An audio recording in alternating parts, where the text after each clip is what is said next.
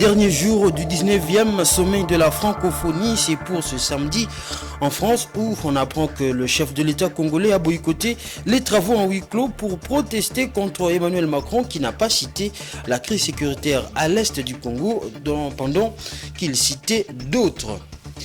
Et puis à l'international, valoriser, nous sommes toujours en RDC, valoriser la voix des enseignants vers un nouveau contrat social pour l'éducation. C'est le thème de l'année 2024 pour la journée mondiale des enseignants et enseignantes en RDC. Cette journée est célébrée sur fond d'une crise entre le gouvernement et les professionnels, enseignants. Les détails, vous les aurez dans le journal. Nous commençons avec des nouvelles internationales alors que se clôture le 19e sommet de la francophonie ce samedi de l'agence congolaise de presse. On apprend que le président Félix Tshisekedi a boycotté l'idée de participer aux séances à huis clos prévues l'après-midi de ce samedi dans le cadre de ses assises. Cette attitude est adoptée en protestation du silence du président français Emmanuel Macron qui n'a pas mentionné dans son discours d'ouverture le conflit dans l'est de la RDC, premier pays francophone. En revanche, une déclaration finale des travaux de ce sommet est aussi attendue. Ce document reprendra les résolutions concernant les défis auxquels la communauté francophone a fait face. Et pour approfondir cette situation, retour sur le discours d'Emmanuel Macron lors de l'ouverture du sommet ce jeudi 4 octobre avec Don Momat. Mais la vérité, c'est que vous êtes ici, chez vous. Lors de l'ouverture du 19e sommet de la francophonie, c'est vendredi 4 octobre 2014 en France, voici ce qu'affirme Emmanuel Macron. Je crois profondément que la francophonie, oui, est un lieu où nous pouvons ensemble porter une diplomatie qui défend la souveraineté, l'intégrité territoriale, partout à travers la planète. Cette déclaration a suscité de nombreuses réflexions, tant par son ampleur que par ses implications géopolitiques. Le président français a évoqué plusieurs situations dans le monde où des peuples luttent pour leurs droits fondamentaux, soulignant l'importance d'une solidarité internationale face aux agressions extérieures. Et nous tous croyons à la liberté des peuples à disposer d'eux-mêmes. Sommes convaincus qu'il ne pourra y avoir de paix au Proche-Orient sans solution à deux États. Nous tous, nous tenons aux côtés de nos frères arméniens, pour le respect de leur souveraineté, de leur intégrité territoriale. Nous tous, nous tenons aux côtés du peuple ami libanais, aujourd'hui bousculé dans sa souveraineté et sa paix. Cependant, son discours a omis de mentionner un cas particulièrement préoccupant, la République démocratique du Congo.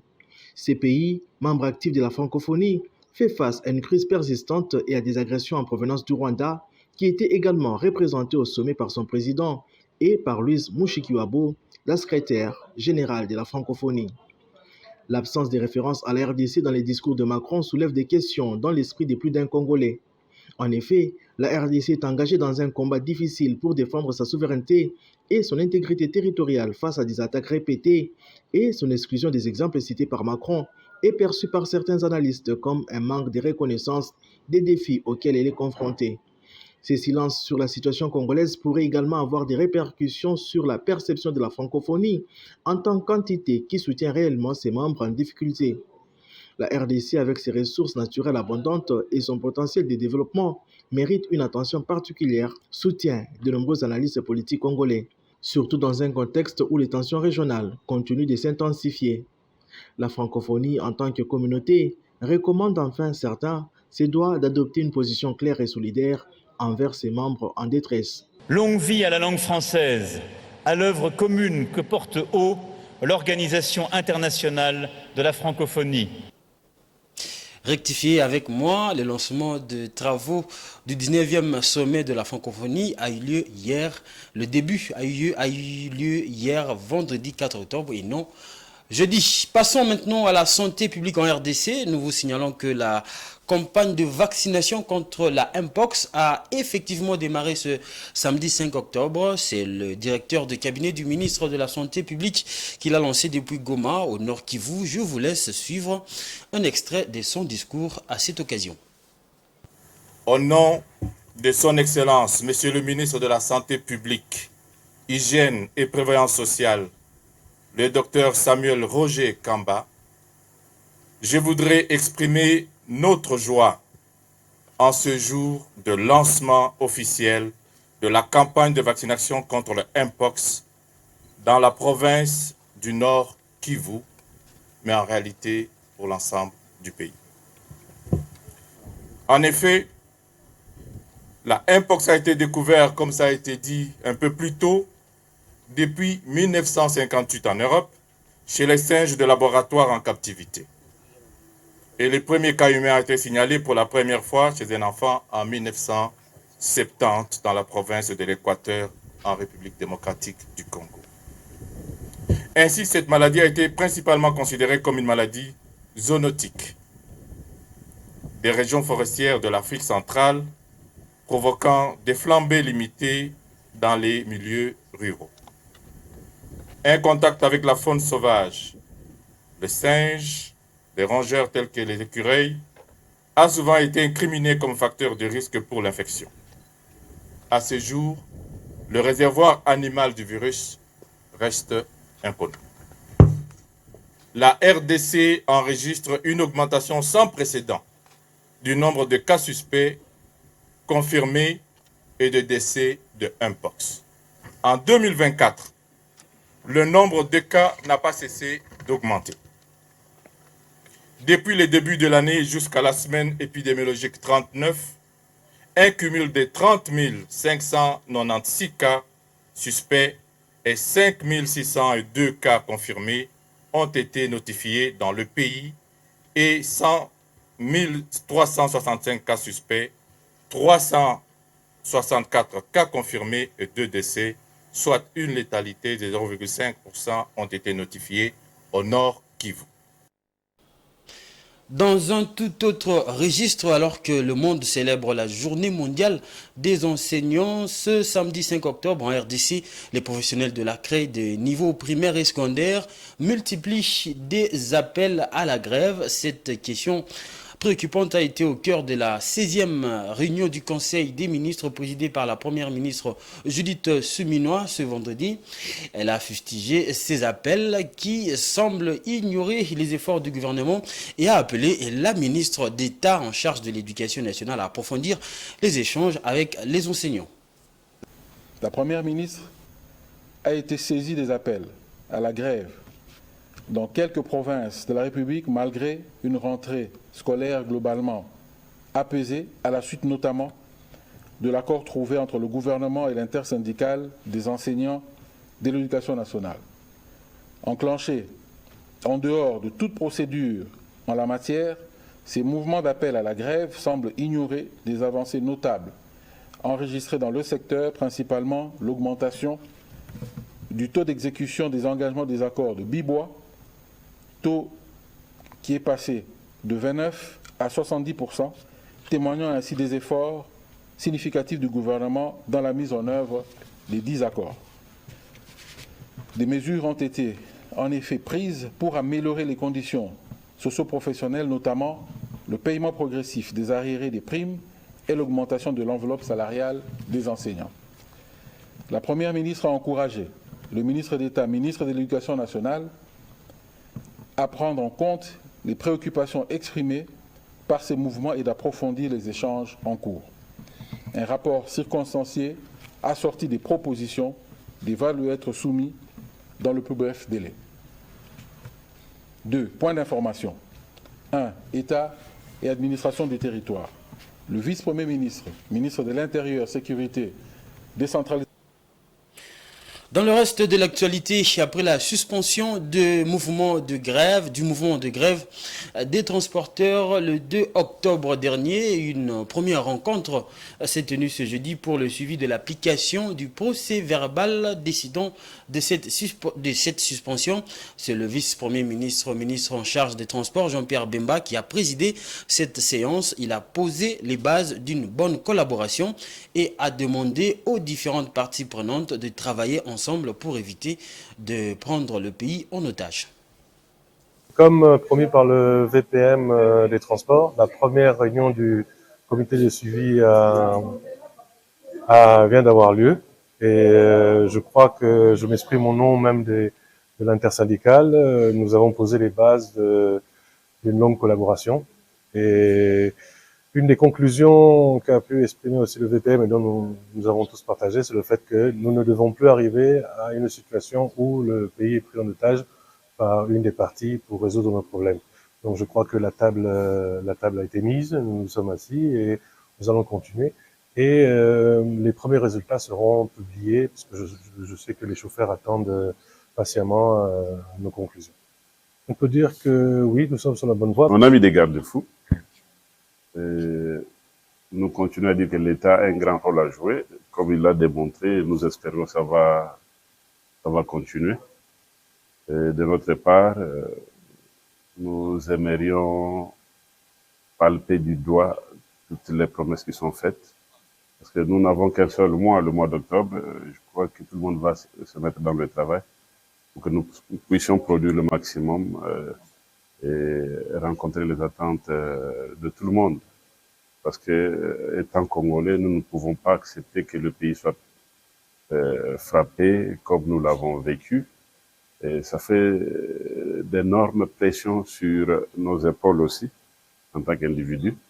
Mais nous estimons que si ce cadre qui vient d'être tracé peut évoluer correctement, nous saurons de temps à autre répondre à des situations de crise, anticiper même sur ces situations-là et pour que la paix demeure dans le secteur. Sur un autre sujet, la baisse des prix du carburant dans la ville-province de Kinshasa depuis le 3 octobre réjouit plus d'un de Kinoam. Cependant, certains soulignent que l'impraticabilité des nombreuses routes reste un obstacle à la réduction du coût des transports. Rosie Tioyo et Giscard Tamba nous en parlent dans leur reportage. C'est jeudi 3 octobre 2024, un nouvel arrêté est entré en vigueur, réduisant les prix du litre de carburant dans la zone ouest. Les prix de l'essence passent de 3 340 à 2 990,49 francs congolais, soit une baisse de 13%. Les gazoles, quant à lui, passent de 3 435 à 2 979,73 francs congolais, avec une réduction équivalente de 13%. Cette nouvelle réjouit de nombreux Quinois qui s'attendent à ce que cette baisse entraîne une réduction du coût de transport.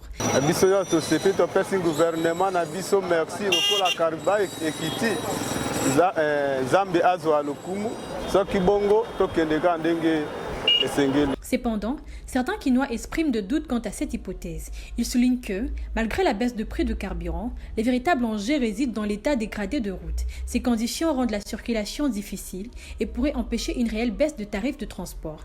Mais viva nzela na biso bezara okufa po prix de transport tomatsa mingi po nzela o parfois na rosala 5 minutes au moins na rosala 1 heure du temps 30 minutes 40 minutes ce que yebisa ngai na carburant ezaki parfois likolo ceux qui nazo mema net a tibo marché za 1000 francs parce que bien quoi tibo marché to ça par exemple 10 minutes na nzela parce que na nzela na ningi za kokufa na osala ningi nindo et c'est nga pe fona luka na ba 500 francs likolo po na nena osala 30 minutes wana na carburant ne olia na mutuka yango monaki Bon,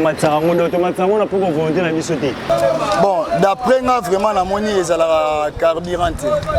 Pour la est à la carburant. Carburant, normalement, le transport, il faut équiter.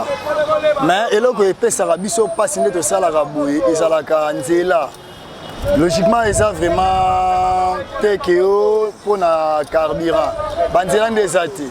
Course moi ça la 15 minutes, ma tétélé 15 minutes ou bien 17 minutes. Maintenant ça la nango 2 heures du temps, il y a des fois 2 heures et demie. Maintenant à 2 heures et demie on a so course net par le transport peut-être par exemple 2000 ou 2500. Qu'est-ce que moi je gagne?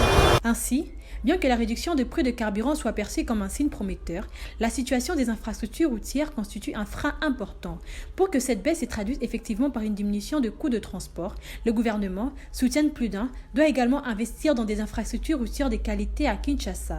Cela permettrait de fluidifier la circulation et de lutter contre les pratiques abusives de chauffeurs telles que la hausse de tarifs aux heures de pointe et l'utilisation des demi-terrains. Et en ce qui concerne l'économie locale dans le Congo profond, la vétusté du marché central de Kananga au Kasaï central met à mal le fonctionnement normal de ce centre de négoce. Francine Moukeba et Giscard Tamba nous présentent l'image des difficultés rencontrées sur place dans leur reportage. Les marchés centraux de Kananga au Kasaï central est vétuste et incapable de répondre aux besoins des marchands en quête des étalages dignes de ces noms pour exercer confortablement leur commerce. Des vendeurs qui offrent divers biens et services à la population occupent des espaces exigus dépourvus d'étalages convenables. D'autres placent à même les sols leurs marchandises en raison du nombre réduit des pavillons. Le marché est devenu petit. Vous voyez toutes les personnes qui sont en train de déambuler ici dehors parce qu'au-dedans du marché, il n'y a pas assez d'espace. Je sollicite à l'autorité, à notre autorité morale, je sollicite aussi aux autorités provinciales de manière à nous aider de construire des bonnes toilettes pour la population et de faire agrandir notre marché, que ça soit en bon état et conforme pour l'utilisation de la population. L'insuffisance d'étalage de ces marchés oblige d'autres marchands à envahir les trottoirs et rendre l'environnement insalubre. Construit en 1958, les marchés centraux de Kananga nécessitent une réhabilitation pour répondre aux normes requises en la matière, a souhaité Marie-Claude Kankou, l'administratrice de ces marchés. Et à Kinshasa, par contre, les coupures intempestives d'électricité et la montée de jours de délestage inquiètent plusieurs Kinois. C'est le cas à Kintambo, dans le quartier Nganda, où la récurrence des coupures de cet intrant entraîne des pertes graves chez les commerçants des vivres frais. Le reportage de Francine Moukeba. Les poches noires deviennent de plus en plus fréquentes dans plusieurs coins de la capitale Kinshasa. C'est le cas ici au quartier Nganda, dans la commune de Kitambo, où les coupures intempestives d'électricité et les délestages ont conséquences sérieuses sur certains commerces, notamment ceux des ventes des vivres frais. Les tenanciers qui ne savent pas à quel sens se vouer enregistrent de lourdes pertes.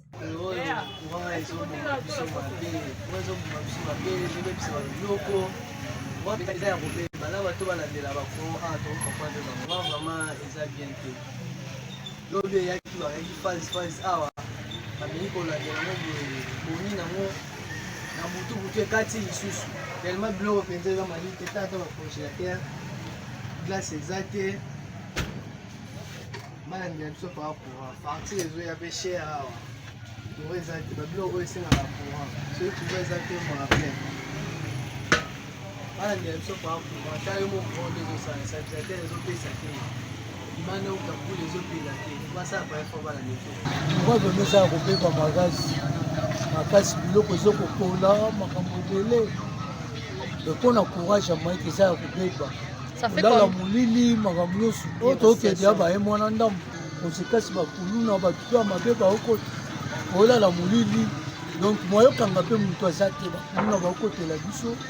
Il y a aussi les câblages de la SNEL qui posent problème, indiquent d'autres Kinois.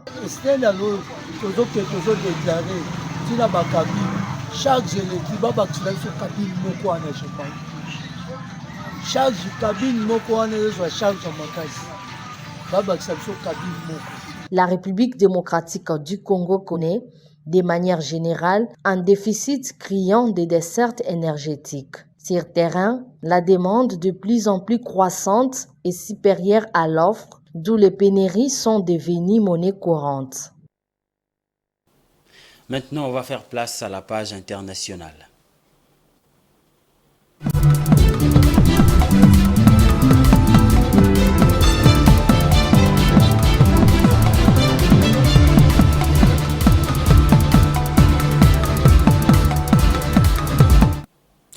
Dans la perspective de réaliser la promesse faite en 2019 par le président botswanais, notamment de fournir une eau propre et service d'assainissement équitable à tout le Botswanais, les autorités ont le 2 octobre inauguré le Mochupa Sanit Station Chem. Cette nouvelle usine de traitement des eaux usées est installée dans le village de Mochupa, dans le district du Sud, afin d'améliorer les services de santé publique et d'assainissement. inauguré le Moshupa Sanitation Scheme, une nouvelle usine de traitement des eaux usées installée dans la ville de Moshupa, dans le district du Sud, afin d'améliorer les services de santé publique et d'assainissement. D'après le président botswanais Makwitsi Masisi, cette installation permettra de fournir une eau propre et des services d'assainissement équitables à tout le Botswana. Ce projet qui a été lancé en 2020 a rencontré de nombreux retards en raison d'une multitude de défis. Nous encourageons les résidents du village de Moshupa à faire bon usage de cette infrastructure, notamment pour renforcer les productivités agricoles, et nous appelons les agriculteurs à s'associer afin de mieux diriger cette eau vers leurs champs.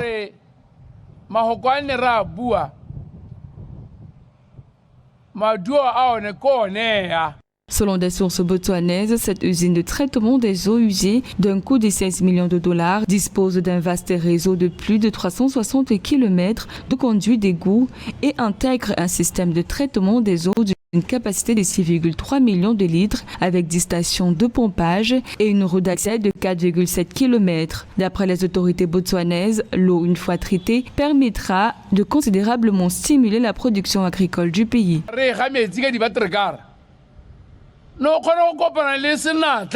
Nous envisageons en outre d'installer des usines supplémentaires de traitement d'eau dans d'autres villages dans un contexte de réalisation du plan national de développement.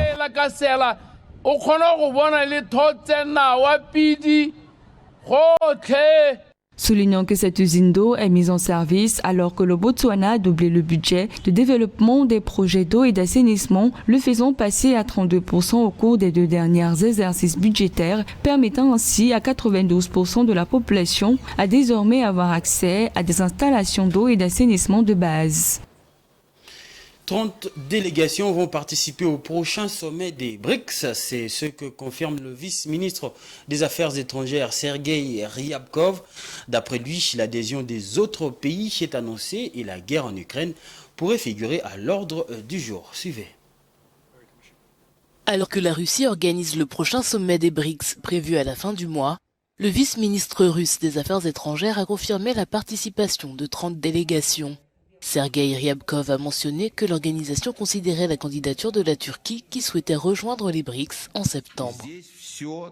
Ici, tout est assez transparent. Il est nécessaire de poursuivre une voie souveraine et de jouer un rôle significatif dans les affaires internationales et régionales, de construire des relations de bon voisinage et d'amitié avec les pays du BRICS et de ne pas se joindre à des sanctions illégitimes contre les membres de l'association. Sergueï Ryabkov a également indiqué que l'Ukraine pourrait figurer à l'ordre du jour du sommet d'octobre, précisant que la Russie était et reste ouverte à une solution politique et diplomatique du conflit. L'Alliance BRICS a été fondée en 2006 par le Brésil, la Russie, l'Inde et la Chine. L'Afrique du Sud a rejoint l'organisation en 2010 et cette dernière s'est récemment élargie en comprenant l'Iran, l'Égypte, l'Éthiopie et les Émirats arabes unis. Ce journal est terminé. Je vous rappelle les différents titres. Dernier jour du 19e sommet de la francophonie, c'est pour ce samedi en France où l'on apprend que le chef de l'État congolais a boycotté les travaux en huis clos pour protester contre le silence d'Emmanuel Macron qui n'a pas cité la crise sécuritaire à l'est de la RDC pendant qu'il en citait d'autres. Et puis valoriser la voix des enseignants vers un nouveau contrat social pour l'éducation, c'est le thème de l'année 2024 pour la journée mondiale des enseignantes et enseignants. En RDC, cette journée est célébrée sur fond d'une crise entre le gouvernement et les professionnels enseignants. Les détails, vous les avez eus dans ce journal. Voilà, c'est la fin totale de cette édition d'information sur Géopolis Télévision. Merci à vous, chers téléspectateurs, de l'avoir suivi. Au revoir.